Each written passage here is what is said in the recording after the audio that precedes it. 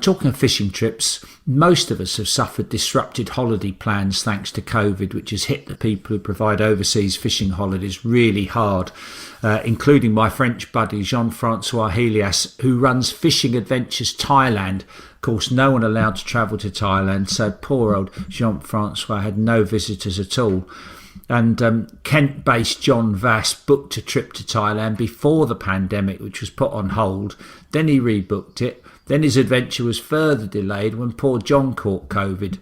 But the stars finally aligned in spectacular fashion, with John managing to get out there, catching a hat-trick of personal best Mekong catfish, Siamese carp and arapaima. He flew back from Bangkok midweek. He's still buzzing and he's on the line now. Morning, John. Hey, good morning, Nigel. Yeah, great to speak to you, John, and congratulations. And it takes a lot of planning a trip, but when they keep getting put on hold and put back, there must be a time when you wondered whether you're ever going to get there.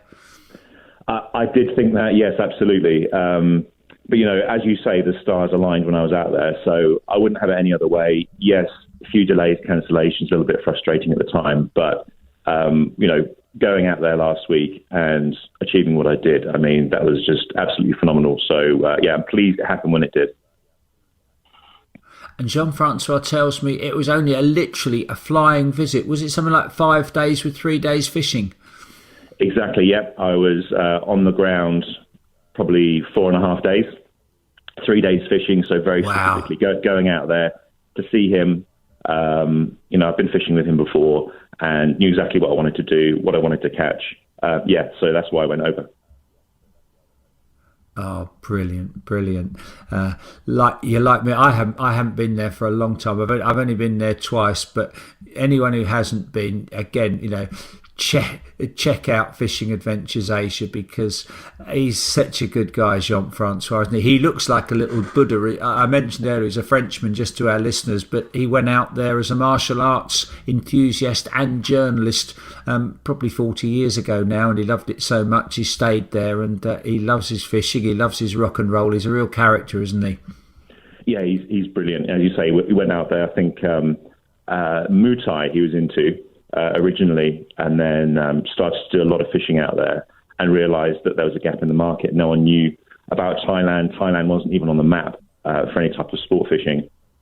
And he put it on there. He worked very, very hard. I think he was working 16-hour days for quite a while at one point to put Thailand on the map. But as we now know, all the greats have been out there. John Wilson, for example, set up camp out there, I think, off the back of a trip to see Jean-Francois. So, yeah, really, really great personality, and a sort of really in-depth kind of guy as well. I've known him for a long time and sort of sat there and had a great conversation all day long when we were together. Yeah, you just reminded me. I had one. I often tell this as a mozzie story. I'm lucky I don't really get bitten by mozzies. And the first time I went with Mark Taylor, and he really gets bitten. And Mark was in a bivvy bag with a mozzie net over it, covered in mozzie repellent, etc. And Jean-Francois and I sat up all night with our feet dangling in the lake with just a pair of shorts, no shirt on. And we sat there chatting all night. Like you say, you can speak to him about so many different things. And we sat there talking all night. And in the morning, Mark stuck his head out from under this mozzie net, said, "You two must have been bitten alive." And we hadn't been bitten once. And Mark had been bitten to pieces. Poor old Mark, he couldn't believe it. But yeah, he is an interesting guy. Fish by fish. Let's start off. Lots of our listeners, I'm sure, will have been out fishing to Thailand, or they'll have seen the videos. Your Ali Hamidas and that are always posting videos from Thailand. Mekong catfish. The first time I caught them, I was almost disappointed because I had to admit that they fought harder than a mahseer. I mean, the mahseer was the hardest fighting fish I'd ever caught. And when I fish for Mekong, you're using heavier gear than you'd use for mahseer, plus you're fishing in still water rather than a river that gives them the advantage. And I hate to admit it, but they pull harder. They are just incredible, aren't they? They are phenomenal. So as you say, you're using, I was using gear that it probably wasn't as heavy as when I go tuna fishing, but it was heavy, right? and heavy braid. You're geared up to go for it.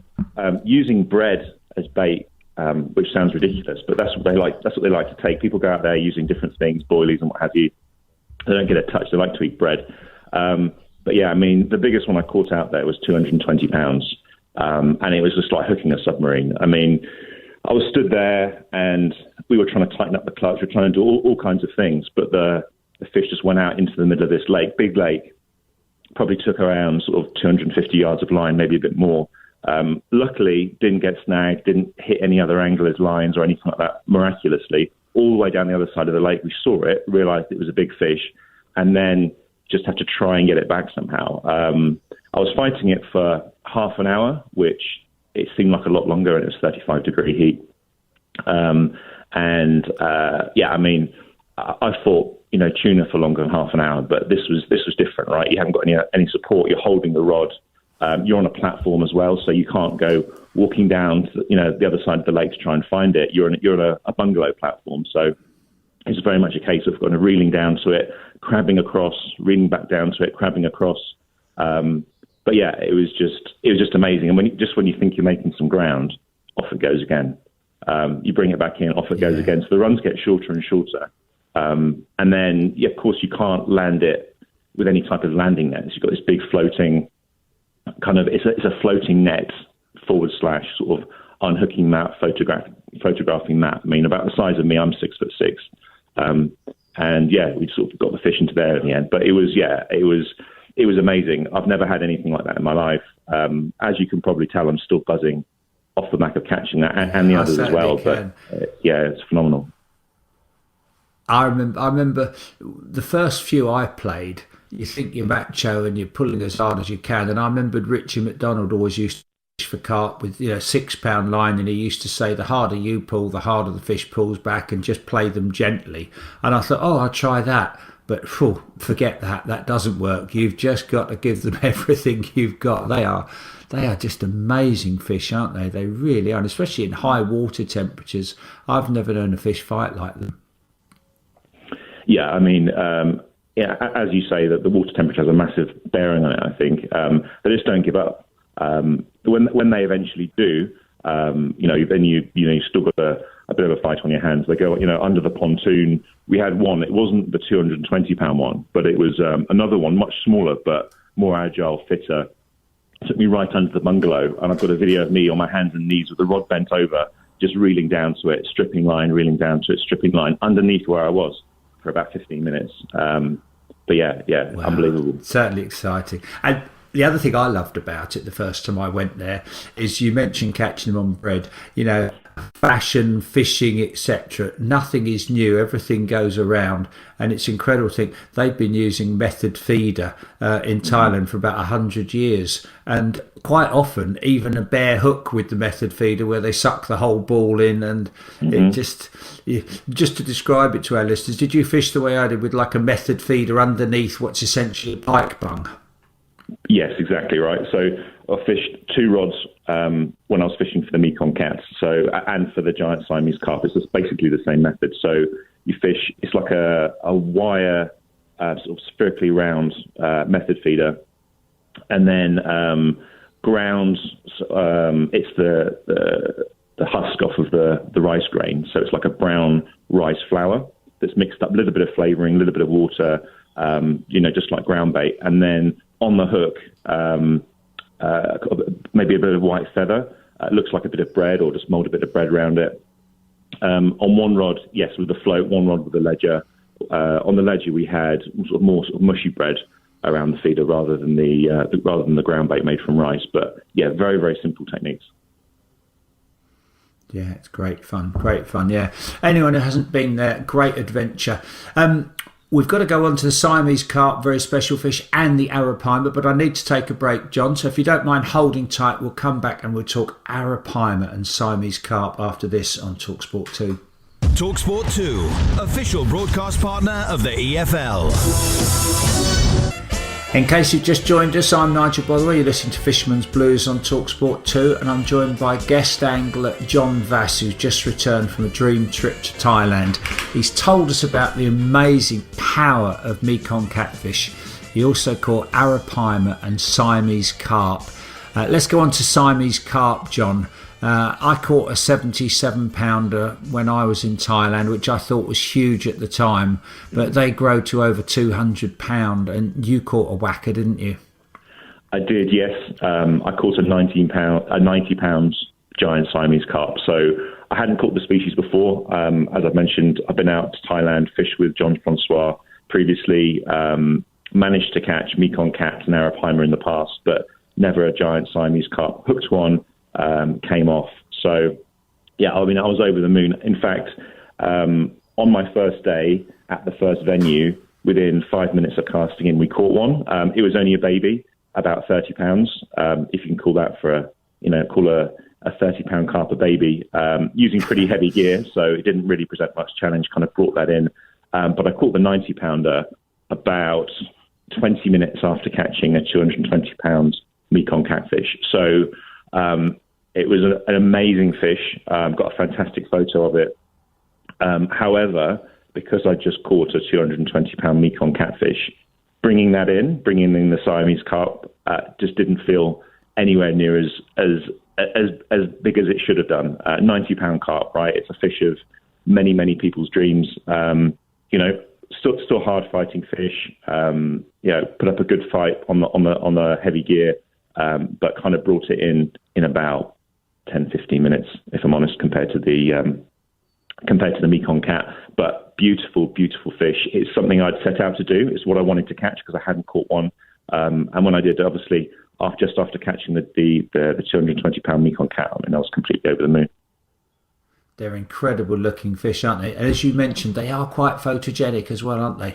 Mm-hmm. Absolutely, yeah. I've got a picture of me in the, as I mentioned before, the kind of the landing net cradle thing you have to get into. You have to get wet and then lift the fish's head up out of it. And the big mouth. I could probably get my head in there if I wanted to. But yeah, amazing. Yeah, I've seen the picture, and in fact, Jean-Francois, almost before and after pictures, because Jean-Francois sent me pictures of you there 18 years ago and you there today. And I'll tell our listeners, John is a big unit. You just mentioned you're 6'6". He's a former rugby player with a battered body like mine, but I think your body's a bit bigger than my skinny cyclist one now. And those fish met their match with you, being a former second row, John. Yeah, I mean, I don't know if being tall's an advantage necessarily. When you've got a fish underneath you weighing that much, you try to bring it up. But yeah, I mean, to catch a fish almost as big as me was amazing. That's for sure. And as Jean-Francois was mentioning, he was trying to get some of the other guys in the pictures as well, just to try and give it some perspective, because he was kind of, he wants to promote his business and show the fish to their real size. But with me behind it, it was like, oh, well, it doesn't quite look as big as perhaps it should be. So trying to get the little Thai guys in behind me as well. But yeah, it was quite funny. Is Kick still within one of his guides? Yeah, so yeah, Mr. Kick, he fished with me for the entire 3 days that I was there. I didn't, so I first met Kick 18 years ago as well, and he's in the picture of me with the arapaima. He's the little guy on the right. I mean, he's hosted so many guests over the years. That's the last time I saw him was 18 years ago. So when I showed him the picture when he first came to pick me up, he goes, "Oh, that's me." He didn't recognise me, but recognised himself as a younger man. But he's phenomenal. He's very understated. You just think maybe, oh, he's one of the guys that comes along and drives you to the fishing lake. But he's basically got most of the 274 IGFA world records that Fishing Adventures Thailand. He's caught most of them. I think he's got the Southeast Asia record for Mekong cat, for giant Siamese carp, and for arapaima, and for some others as well. But yeah, he holds them all. Yeah, and I think I'm just thinking out to myself now. I'm thinking like it's over 20 years that I first went there and met Kick, and he was a brilliant angler then, probably only 20 years old then, and he was an amazing angler then. And to think, 20 plus years experience on, how good he must be now, it's frightening. And it shows a lot about Jean-Francois, that not many companies would have the same guide 20 odd years later. I mean, can you imagine, right? I was surprised to learn that he was still there, but also delighted because, as you mentioned, he's such a good angler. And yeah, I saw him in action. He was guiding me, and that was his priority. But I said, grab your rod and start fishing. Don't worry about me too much. I'm okay. And he got his lure rod out. We're fishing on the second day. First cast, he's got a red-tailed catfish on. Second cast, he's phenomenal. He doesn't, exactly what to do, where to go, what to use. I doubt the guy could blank if he tried, quite frankly. Yeah, I think Jean-Francois offers a guarantee that you're going to catch a fish, and with people like Kik, you probably are. The red-tailed catfish, they're beautiful, aren't they? They are beautiful. I caught so many. It was almost like, got to the point where it's like another red tail. But I think Jean-Francois has talked to in the past about a Mekong cat being the hardest fighter pound for pound.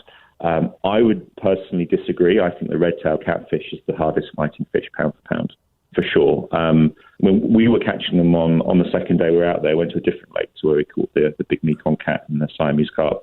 And we were using, small plastic lures on, fairly lightish gear. Light for Thailand, and hooking these red-tailed catfish on that gear was amazing. Lost loads, just because they sort of motored down the other side of the lake. But even when we caught them on the heavier gear, when we were sort of later in the day targeting arapaima and some other bigger fish, you hook one of those and you've got a red tail, and the reason you've got a red tail is it's fighting like hell, basically. Yeah, it must be great fun catching them on lures. And coming on to the arapaima, it's the fish I suspect most people, before they'd ever heard of a Mekong catfish or a Siamese carp, had heard of the arapaima in the jungles of South America. And to catch one, just tell us, A, the fight, and B, try and describe the coloration of those scales. They really are an incredible fish, aren't they? They are phenomenal fish.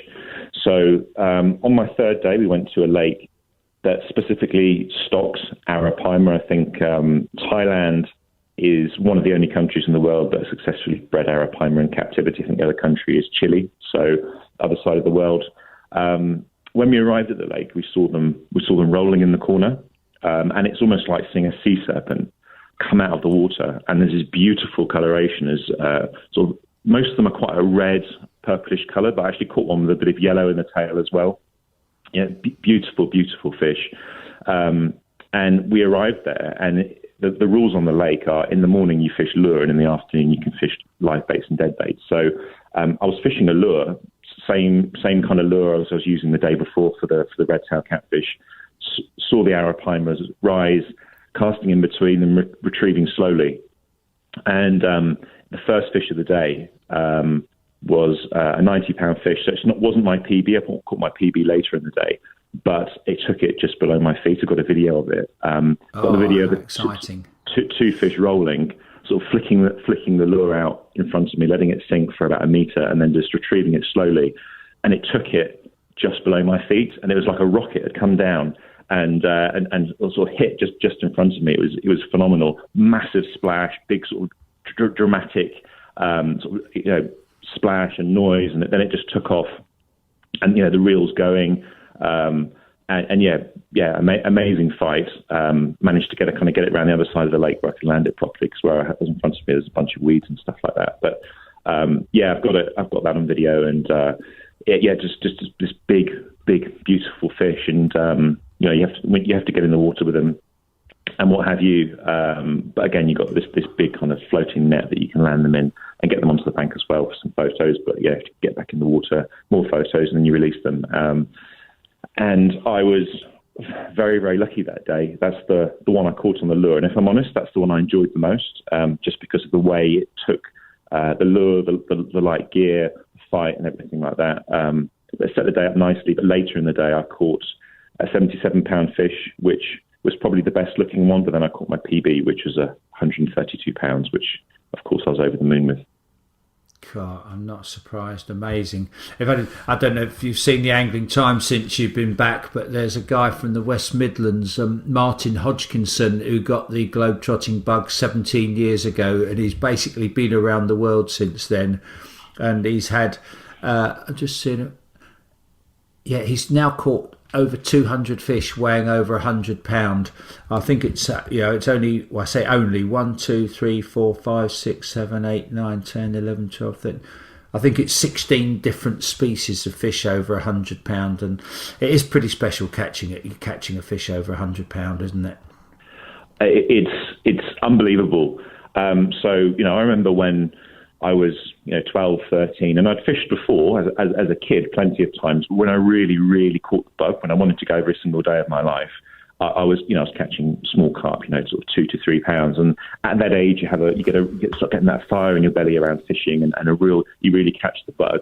And I feel as if going to Thailand this time and catching fish over 100 pounds has really lit that. I've never lost the passion for angling, but it's kind of lit something else. It's almost a passion for catching fish over 100 pounds. So you're absolutely right. And I was just saying to someone the other day that I've only just got back, and I should probably be taking a bit of a break from that and concentrating on some other things. But all I want to do is go back and catch some more. So you're absolutely right. Oh no, you've got me buzzing. I haven't been there for probably 10 years. I've been twice, roughly speaking, 20 years ago, 10 years ago, and it's really making me want to go again. It's in fact, I must have not time to do it now, but I must write down how many fish I've had over 100 pound, because it's quite a few. You're off to Florida soon, and you go to Florida, you can catch quite a few while you're there. When is it you're going? I'm going first week of May. Oh, great! Yeah, I'll tell our listeners now. I've sent John Dave Plummer's details, because if anyone can put John on some big fish there, it's Dave Plummer, who's been guiding there for 25 odd years now. And when I was there last December, and I bet I had probably half a dozen different species over 100 pound while I was there. Then it really is incredible. And you mentioned tuna. Where have you done your tuna fishing, John? In Cornwall. So. They, for the last few years, they've come sort of around the Falmouth area, really quite close in. You only have to go maybe less than a mile out, really. You're really kind of in Falmouth Bay. But we've I've started to go there the last couple of years. That's a sore point with me, because I was booked in, I think it was September, and we got blown off. I was devastated. I was really looking forward to it. What skipper did you go with? Another Nigel, if you know him, Nigel Hodge. No, I don't know. I'll have to contact him. Sounds good. I was due with Rob Thompson's South by Southwest Sport Fishing Charters, but how big a one did you get? Just a baby, 200 pounds. Just a baby, yeah. Just a baby, yeah. There's bigger ones out there, that's for sure. That would do me now. When I used to be a bit bigger and a bit stronger, the biggest fish I've ever caught is an 850 pound tuna, and I don't think skinny little me, I don't think I'd cope with one of those now. 200 pound would do me nicely. I've caught tuna in Gibraltar, and I've caught them in Nova Scotia. It'd be nice to sort of the final one I catch off English coastline. That would be nice. John, I'm aware we're talking all these foreign adventures which lots of people don't get the chance to experience, but you're like me. You love your barbel in the summer, pike in winter. Yeah. You grew up on the Hampshire Avon. I'm going to take one more break, and when we come back, we'll just talk about fishing closer to home, if you don't mind. That's coming up next on Fisherman's. Early in the morning, just coming up 10 to 7 on Easter Sunday. I've been talking arapaima, red-tail catfish, Mekong catfish, Siamese carp with my guest John Vass. But John, luckily for him, grew up on the banks of the Hampshire Avon, and his heart is in British rivers. He loves fishing for barbel and pike.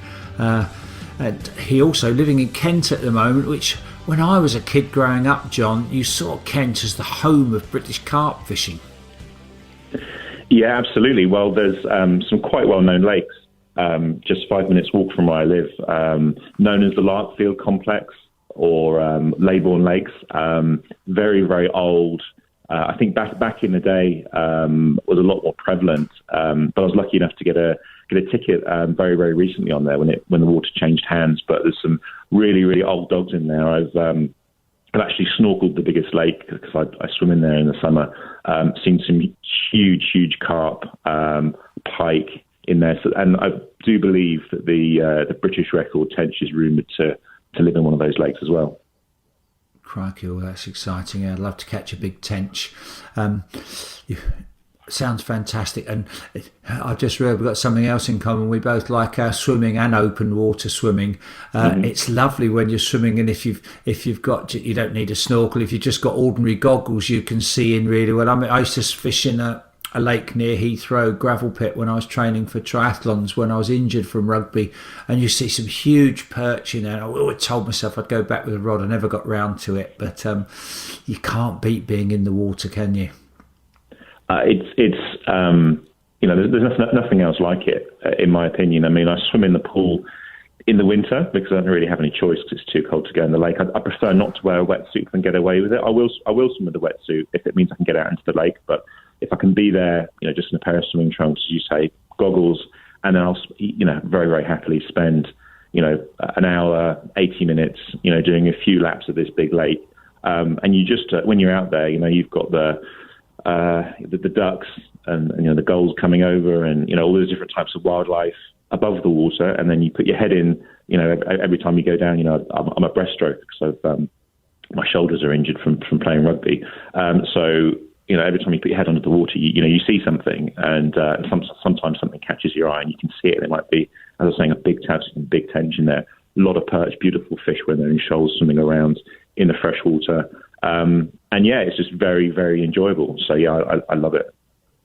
I was fishing on the Thames just before, about 2 weeks before the end of the course season. So it would have been, sort of last week of February, first week of March.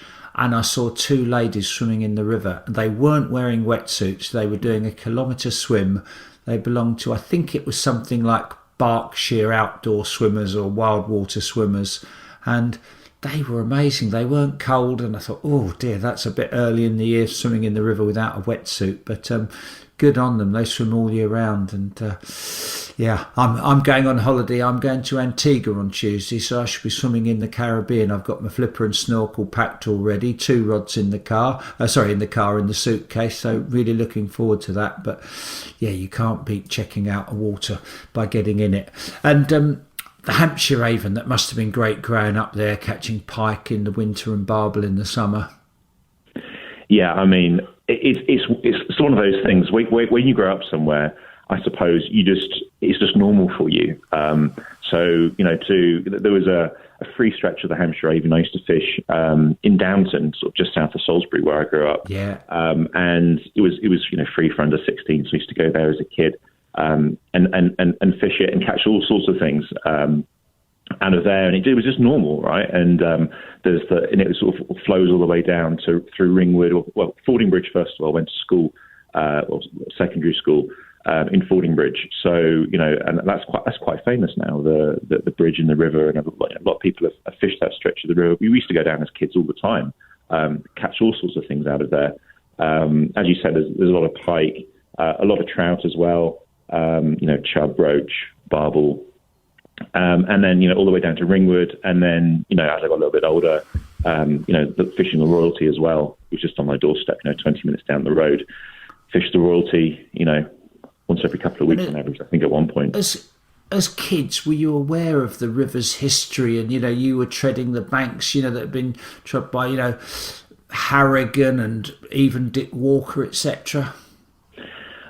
Well, to be honest with you, not really. There was the fishmongers in Fordingbridge has this big replica of this giant salmon that was caught at Bigton, which is just sort of south of Fordingbridge.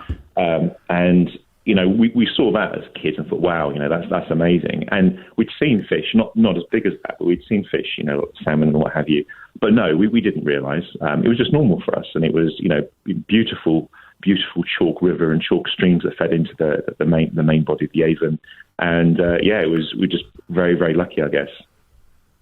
Fantastic. So, yeah, it's not a bad life. Thailand, Florida next, then some tench and carp fishing in Kent, and then I'm sure you'll be back down on the Avon come June the 16th. And the Y, you love the Y as well, don't you? I do, yeah. First fished the Y with someone you might know, actually. He was a guest on the show last week, Andrew Rist. Great. I don't, Tom knows him, yeah. I enjoyed listening to him. great fella from Caerphilly. And the Wye is what I would call a beautifully wild river. Very, very different feel from somewhere like the Hampshire Avon, and sort of wider at points, and just sort of more rugged, more kind of like I would sort of canyony or gorgy at a small scale, if you see what I mean. It just feels very wild and rugged. But you catch a barbel there, they go flying off, and they fight like absolute hell. So great, big fan of the Wye. Definitely. John, I've really enjoyed our chat. It's coming up to 7 o'clock. We're out of time, but perhaps we'll talk again when you get back from Florida. And it sounds like you and I ought to get out on the bank one day. I hope get a chance to fish with you. But really enjoyed our chat. I'm sure our listeners have too. And tight lines for Florida. Absolutely. Thanks for having me on, Nigel. Most appreciated. My pleasure. We're going match fishing next with Tom Scully, just coming up 7 o'clock on Fisherman's Blues.